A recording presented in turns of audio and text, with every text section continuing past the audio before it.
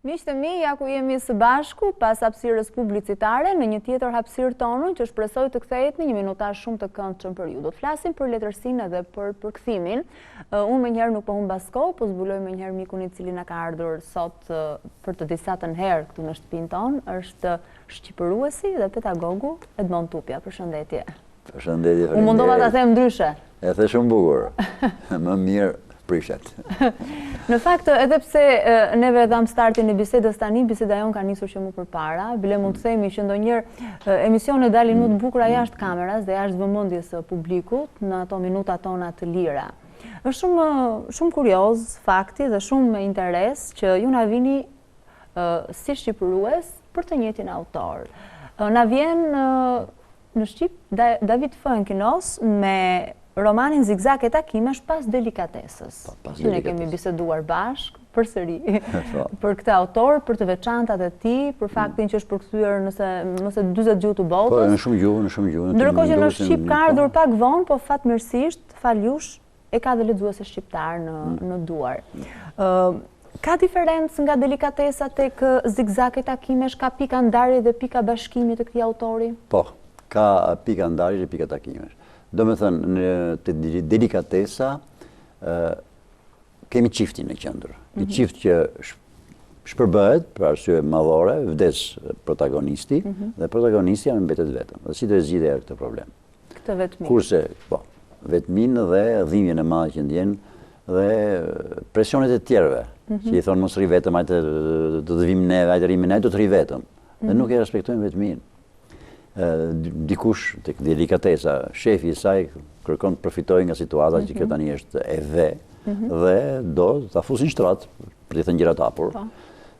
Ndërsa tek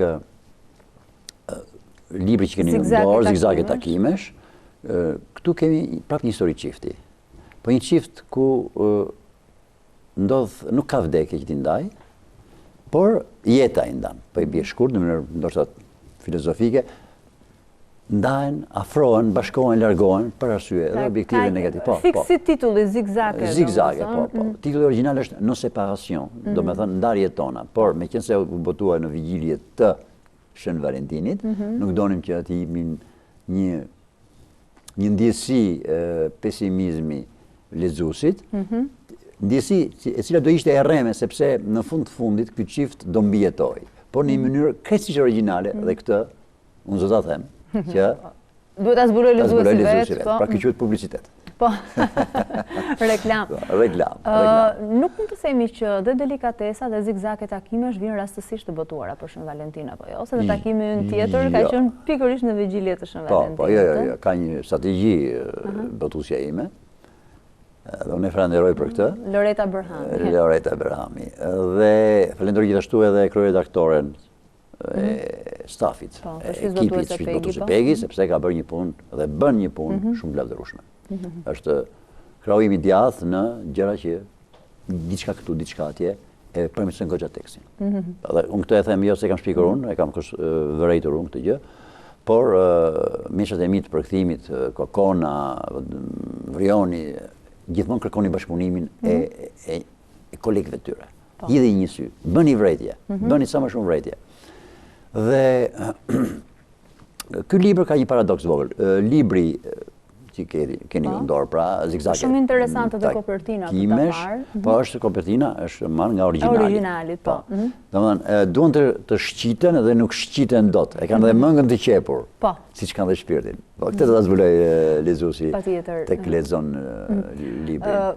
Ka një më falni për të ka pra një paradoks një çuditshme. Ky libër shkruar dhe botuar në Francë përpara se të dilte delikatesa. Po pse na erdhi pas delikatesa? Nuk e di, rastia bën që erdhi pas, po unë që i krahasoj tani dy librat, unë kam një pikë të dobët për këtë libër. Delikatesa është një mrekulli, mund të blihet sot lexohet, por ky është... Po e ka të veçantën? Pse ju keni këtë bemol në shpirt, do thoshte një muzikant? Po, një bemol, po për delikatesën, sepse aty çifti shpërbëhet. Dhe çifti ri për të rihet fal ardhjes së një protagonisti të ri, mbas vdekjes së protagonistit të parë. kurse këtu... Mbas Cezarit vjen Mark Antoni. Kurse këtu, Kleopatra mbetet e njëjta. Megjithatë, Natalia e delikatesës s'ka asgjë nga Kleopatra. Dhe këtu çifti shpërbëhet dhe ribëhet me të njëjtët protagonistë. Me atë dhe me atë. Domethënë me Romeo dhe Julietën, po i quajmë kështu. Ndërsa tek delikatesa kemi Julietën që mbetet vetëm, se vdes vetëm Romeo, si do dali kjo Juliet moderne. Te ky libër i kemi të dy që mbjetojnë nga krizat e një pasnjëshme të çiftit. Për arsye thash, objektive dhe subjektive. Arsyet objektive janë tek këta vetë. Janë tipa të ndryshëm, janë tipa temperamente të ndryshëm. Arsyet objektive janë të tjera, për shembull rrethi familjar. Kanë dy familje, dy kushtit janë të ndryshëm fare. Po, se dëgjojmë që terminologji vjeri, vjera, krushi për të takuar. Po, janë të ndryshëm. Dhe pastaj në fund fare këta, domethënë edhe ndajnë, edhe martohen, bashkëjetojnë me personazhe të tjerë, lindi nga një fëmijë secili dhe këta fëmijë do i sjellin zgjidhjen përfundimtare të çiftit. Por nuk do ta them si ja sjellin dhe ku ja sjellin. Publicitet, reklam. Reklam. Nga ajo që kam lexuar dhe nga kritika që është folur për këtë libër, sugjerohet shumë që të blihet, të merret. Ju për çfarë sugjeroni në lidhje me lexuesin këtë? Ja sugjeroni atyre që janë të lumtur, ja sugjeroni atyre që nuk janë të lumtur, atyre që janë ndar, atyre që duan të bashkohen? Të gjithëve. Nuk duhet të jemi përjashtuar, siç thuhet sot. Unë mendoj që ky libër për një publik caktuar që jo vetëm di shkrim me këndim, po ditë arsyetoj, ditë mendoj, ditë shijoj. Ky libër sill një përvojë që është e pranishme në Shqipëri. Çiftet ka probleme ju në realitetin për ta le të themi bashkangjitur me këtë që lexojnë. Gjithmonë kanë probleme, kjo është e përbotshme, është njerëzore. Kushtot s'ka gënjen. Po, sigurisht. Edhe ne që flasim. Edhe gënjen shëmtuar. Dhe ka probleme, por çifti gjithsesi kur vërtet ata duhen, por ka rrethanat nga më ndryshme që i kreshpërojnë njëri kundër tjetrit, pjesëtarët e çiftit, çifti unë mendoj që duhet të mbjetojë. Dhe për këtë arsye unë them që ky libër është një lloj vaksine. Do të thotë që kujdes, çifti nuk është në fillim fare. Të gjithë janë tralala, të gjithë fluturojnë në gëzimi. Po siç kemi fluturuar ne, ju, unë, gjithë. Po varet nga lërsia, por ka dhe zhgënjime në qift, ka dhe probleme. Unë mendoj që sidomos kur qifti është kurorëzuar me qifti i bezuar të dashuria,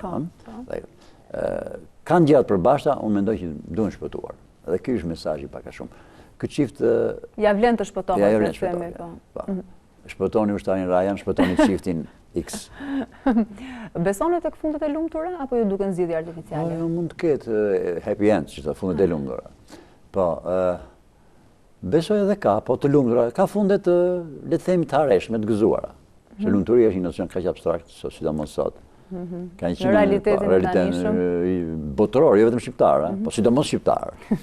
Se jemi mesdhe, jemi në Ballkan, jemi një vend që ka dalë nga diktatura, jemi një vend ku ka pas obskurantizëm, jemi ende në tranzicion në këtë pikë, duke qenë se për të përshkruar idenë? Emancipimi i qiftit është i vështirë. Ka filluar, unë shoh qifte që janë, nuk është punëtisht modern, në kuptimin që... Nuk po flasim për ekstremin tjetër, ose thjesht ekuilibruar është i vështirë. Ka tendenca, shkoj me pushime unë mund të kem një farliri dhe shkon edhe i me shoji me pushime, veç e veç, edhe mund të ketë një farlirie. Në gjithë rafshet. Unë mendoj që këtu kriza e qiftit unë e kuptoj, po krisja e qiftit është e rrezikshme. Krisja e qiftit. Jo kriza. Krisja është një thyrje. Është gati, është parathënie apo para është thyrje, është fillimi i thyrjes. Krizet janë të rrezikshme. Kriza ka çdo gjë.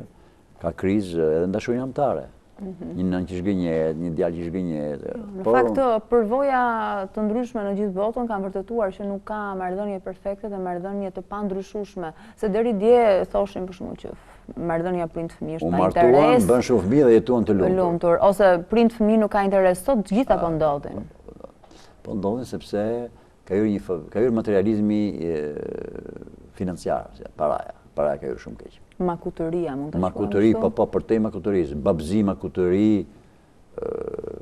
gjithë këto fjalë sinonimike, ka plot fjalë, makutëri është babzia. Ja vlen të ekranizohet si roman? Delikatesa është ekranizuar. Po. Edhe ky mund të ekranizohet, po, të vjet në ekran, pa diskutim, është shumë lexuesi nuk do zgënjej, le të mbesoj. E keni shijuar shumë sa po shoh përkthimin Shqipërimin. Po, Shqipërimin, përkthimin, mund të thotë përkthim. Për veprat letrare thuhet Shqipërim. Për veprat shkencore thuhet përkthim. Ky është ndryshimi. Si terminologjie, po. Por ka dhe përshtatje, mund ta përshtasja, mund të afroja më tepër marrëdhënien shqiptar, po s'do ishte më autori. Do ndërhynit pak në thelbin e veprës. Do hyja, po, do hyja, do... Lejohet një gjë e tillë? Kur ndodh? Ka që e bëjnë përshtatur nga anglishtja. Libër në frëngjishte, adapté du français. Jo përkthyer nga frëngjishtja, pa përshtatur. Mund të ketë një paragraf, mund të shkojë edhe që një personazh i më duket i tepërt, jo i tepërt, po sikur nuk sjell në gjë tre, mund t'i ve bemole para ta zbus. Ta vend ta lënë hije. Ka kështu plot, ka. Vetëm se në këtë rast, për shembull, po të bëj një gjë të tillë unë me këtë libër të Vankinos, David Vankinos, nuk do ishte më, po ta kisha përshtatur në atë stil.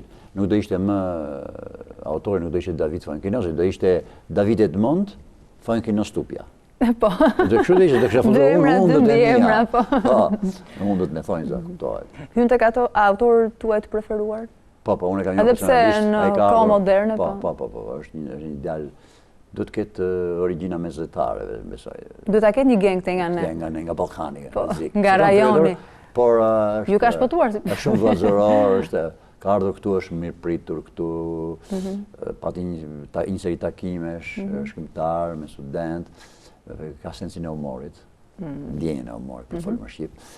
Dhe është vllazëror, shumë vllazëror. Unë në fillim fare komunikova nëpërmjet emailit, se kisha ca pikat pa qarta.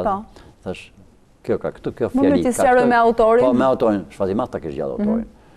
Fat ose fatkeqësi, sepse më kanë ndodhur me autorë të tjerë që i kanë bërë fjala. Jeni drejtuar. Fjala boper në frëngjisht ka dy kuptime në shqip. Edhe vjerr edhe njerk. Dhe ishte një paragraf ku nuk merrej vesh.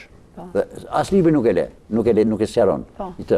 Është vjeri apo është njerku? Njerku. Dhe unë i shkruaj sekretarës së autorit, se autori nuk di njëri. Dhe dyre që i shkova asnjë përgjigje s'mora, e shumë i zgënjur. Si e zgjidhët? E zgjidha me nuhatjen time. Shpresoj të mos jem gabuar. Po. Ju thatë që David Vankinos është natyrë me humor, ka batut, është i ri. Nëse lexon librin pa e njohur, të shkon mendja që ka shkruar dikush me moshë të re? Librin? Kjo pyetje vlen jashtëzakonisht shumë, sepse askush nuk ka bërë para. Dhe dyta, po, sepse duket sikur ka shkruar njëri me shumë përvojë në rrafshin profesional të përvojës, po. Jo vetëm profesional, por në rrafshin e eksperiencës njerëzore, e përvojës njerëzore. Po, është shumë psikolog i holl. I ka studiuar femrën, po edhe mashkullin, i ka studiuar kaq mirë, i ka kaq brenda në zhbiriluar në botën gati në egon e tyre të thellë. Është interesant. Unë mendoj që psikologët do të bëni mirë të lexonin të libra. Ato që merren me terapi të çiftit. Ka terapi çifti, po vlen. Po.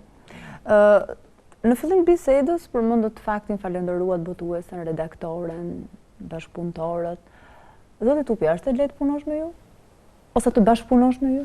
Është e lehtë. Çfarë keni ndjerë të paktën nga gjithë bashkëpunimet në këtë qytet? Edhe pse shqipëruesi duket sikur punoni vetëm, por nuk punoni vetëm. Jo, unë them studentëve të mi kur jap lëndën e përkthimit. Teorinë e përkthimit, u them që përkthim, një libër i përkthyer është fryt, po them, i një pune të përbashkët. Sigurisht e ka shkruar autori janë të parë. Pastaj e kam marrë unë, e kam përkthyer, e kam shkruar unë në shqip, kam rishkruar në shqip. Pastaj është redaktori, është korrektori letrar dhe është korrektori thjesht për gërmat. Pastaj është botuesi, pastaj është shkronja, pastaj është librari, shpërndarsi në librari. Të gjitha këto përbëjnë dizajneri kopertina. Po, janë kritiket që do flasin për këtë libër ose që do heshtin për këtë libër. Është fryt, edhe jo produkt si thuhet sot. Është fryt i një, kemi fjalën shqipe, fryt i një pune kolegjiale të shumë njerëzve që janë të aftë ta bëjnë atë punë. Shpresoj që janë. Dhe zonja Pegi ka mbledhur një ekip vërtet fantastik, përveç redaktores, ka redaktorë të tjerë, ka korrektor. Respektohet në përgjithësi në botimet e sotme kjo lloj hierarkie? Jo, nuk respektohet. Jo, nuk është rritur. Ju vjen keq nga kjo gjë? Më vjen keq sepse sikur një gabim ose një pasaktësi e vogël, qoftë dhe ortografike, drejtshkrimore, për faqe, në 200 faqe thonë 200 gabime ose pasaktësira drejtshkrimore, për të mos thënë të tjera, për të mos thënë redaktoriale. Deri dje në librat e dieshëm unë pak thonë dhe që fëmijë mbaj mend që kanë qenë disa faqe ku sqaroheshin disa gabime. A vishin errata, kjo quhet errata. Se nuk ndodh më, sikur nuk ndodh, nuk e kam parë më. Është e vlefshme? Duhet të vazhdoj të bëhet kjo gjë apo? Jo, unë mendoj që kjo është për të më ka çu nana me lagojen. Do me thënë, botuesi thot, s'kam pas korrektor, as redaktor, as korrektor, më falni që kanë ndodhur gabime, që i ka kapur. Por ato botuesit kanë një përgjegjësi të madhe. Kur bëjnë ribotimin e librit, kur bëjnë ribotimin, do i thonë autorit, do ta rilexosh, të rregullosh në një gjë të voçkër, një gjë se duket një ritëm, një fjalë këtu e tepër, një kështu. E bëjnë francezët. E bëjnë francezët. Mund shtoj 5-6 fjalë gjithsej, po i kanë dëshuar ose mund të i duket një fjali e tepër. Të heq. Ka ndodhur këtu me shkrimtar shumë të mirë që ka kaluar një gabim, ka mbetur mbas 3-4 ribotime. Kjo është e pafund. Dhe ajo vuloset pastaj, vetë ashtu. Dhe u them, kam këtë mesazh për gjithë shkrimtarët shqiptar. Do vi një kohë që do shikohet jo vetëm ngjarja, përmbajtja e librit, mënyra si e trajtoni ju, drama, e tjera, por do shikohet stili. Dhe aty ku ka përsëritje të panevojshme të së njëjtës fjalë. Aty ku ka gjërat nga pikpamje kuptimore të panevojshme. Për shembull, thuash, ai jetonte si një urith nën tokë. Po urithi jeton nën tokë, s'ka nevojë të thuash nën tokë. Këtë e ka redaktori. Aty ku gabimisht autorit i ka shkar fjala, le të themi, spiritualizëm në vend të spiritizëm. Spiritizmi është kur mblidhemi bashkë, kërkojmë lidhje me botën e përtejme dhe lëviz. Spiritizmi dhe spiritualizmi janë krejtësisht të ndryshme. Absolutisht. Këtu është redaktori. Dhe redaktori është ideja që kemi redaktor shumë të mirë sepse ka mbaruar gjithë dhjeta, par vjet. Ka mbaruar par vjet. Redaktori duhet të jetë 40 vjet e lartë. Se duhet të ketë lexuar shumë, këtë përvojë, sidomos edhe përkthyesit, edhe redaktorët duhet të lexojnë përkthimet e përkthyesit të mëdhenj në Shqipëri. Duke filluar që nga Noli, deri te Zhvarci, do kokona po, e ka plot të tjerë s'po i përmend sepse do më bëj të pakënaqur, por ka një plejad të tërë përkthyesi që kanë punuar në kushte të vështira, sidomos në kohën e diktaturës, që kanë përkthyer kryevepra botërore. Duhet të marr teksti i Hamletit, duhet parë si e ka bërë Noli, se kështu mëson. Deri dje më thoshin që përkthyesit ndër emrat që ju përmendni merrnin trenin nga Shkodra në Tiranë për një fjalë. Nuk e besoj që sot. Po, jo, nuk e shoh, tash është interneti në shtëpi e madhe. Por ka përkthyes. Përkthyesi që ka përkthyer një libër të Coelhos nga italishtja, jo nga portugalishtja e Brazilit, nga Itali, ka shkuar deri në Korab për të pyetur për një lloj djathi. Po jo për këtë libër që përmenda unë, por për një krijim tjetër. Për një tjetër. Do kisha shumë dëshirë të vazhdoni më gjatë, po se si na rrihet kjo kohë as vetë se kuptojmë, megjithatë unë ndjeha shumë mirë, shpresoj edhe ata që na kanë ndjekur nga kjo bisedë e këndshme dhe sugjerojmë këtë libër që unë kam në dorë, Zigzag e takimesh. Shpresoj ta shijoni, ta kuptoni dhe të bëhet pjesë e jetës tuaj dhe bibliotekës tuaj. Zotë Tupja, faleminderit që ishit këtu. Faleminderit Enida dhe mirupafshim emisionet të tjera të këtij lloji. Po për këtë duhet të bëjmë përkthime të tjera. Po. Ka dhe tema të tjera që ne mund të diskutojmë bashkë, por me gjithë qejf. Faleminderit. Miqtë e mi dhe unë ju falenderoj. Do kalojmë tani së bashku